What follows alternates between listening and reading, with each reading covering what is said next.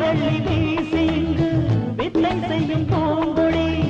தத்தி தத்தி தாவி வந்து கையில் ஏந்தடி